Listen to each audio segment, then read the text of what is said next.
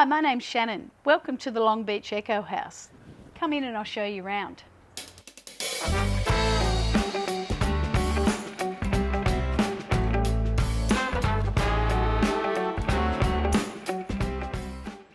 So really the design and feel of this place is kind of raw, rustic, a lot of texture, a lot of timber. We use pine for the ceiling and lime washed it, and then the beautiful textured earth walls. And we've also used timber on the floor. So we really wanted that raw, rustic meets modern beach shack.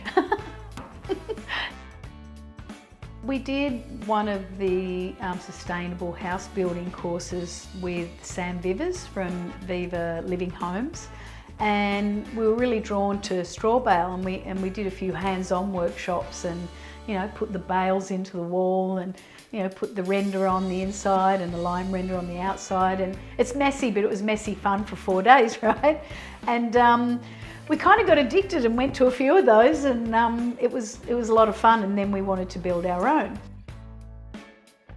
So how we came to choose the design of the house is Pan and I did a Viva webinar, and it was on granny flats that they were building. We decided to go with a pre-design of a 30 square metre granny flat and the 60 square metre 2-bedroom. And they're joined by a hip joint roof, and they got a breezeway in the middle, and they got a big deck out the front. So if you stand out the front, it just looks like one big house, but they're two separate dwellings. That was all pre-designed. We didn't change anything or customise anything. It really worked for our budget. We didn't pour a cement slab. We actually had the house up on piers. We used Spantec. They build steel frame flooring, and that worked well for us. Viva Homes build straw bale houses, and I really love how their walls are made up. They put compressed straw bale inside, like in a timber frame, and then there's clay earth renders internally, and then hard lime render on the outside. They've been made off-site, and then they brought them here and put them up in a day. So that was really attractive to have that happen so quickly. And generally the other sustainable straw bale houses we saw were quite big, and they had very thick walls because they're using a whole bale.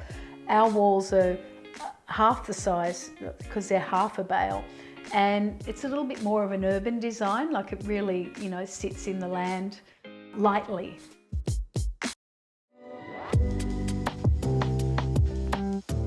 So one thing that was really important to us when we built was to use some recycled timbers. I had a lot of blackbutt and spotted gum cleared when we started work on the site. So I kept a lot of those logs, and I swapped them with a guy up the road, like for like, because I didn't have time to dry them out. So we used that timber in the building of the decking. And our builder also got some recycled deck timbers. So that whole deck out the front is blackbutt, it's got a good fire rating, and it was recycled, and we got to use some of the timber off our block, which was fantastic. Pan and I did about a quarter of the build ourselves. I mean, most of it Viva built, but I sourced the timber for the floors from a commercial job that had been done, and it was leftover. So it's engineered hickory. It was really cheap and easy for us to put in ourselves. I went and found some budget tiles. I didn't want to use anything new, so they were kind of second-hand. They're actually outside tiles, and they're really textured, because I even wanted the bathroom to be rough as well. And we used some big stones for the basin, just to give it that kind of raw feel that goes along with the timber. The design of it is solar passive, and the windows and doors are double glazed, and the timber that they're made out of is blackbutt, so very high fire rating. We had to meet some pretty high fire safety regulations because this was a new build. So we've got fibre cement sheeting underneath the house, and we've also got it in the ceiling around the decking. With water use and energy efficiency, it was a requirement of the new build in this area that we use a rainwater tank to flush the loos. So I extended that to laundry and outdoor water use as well. So we've got a 5,000 litre tank outside, and I've got solar on the roof for hot water. If I had my time again and a different budget, I would have gone solar, for the whole house. And, we have plans in the future, to install an array when we get there. I'm really excited to be part of Sustainable House Day.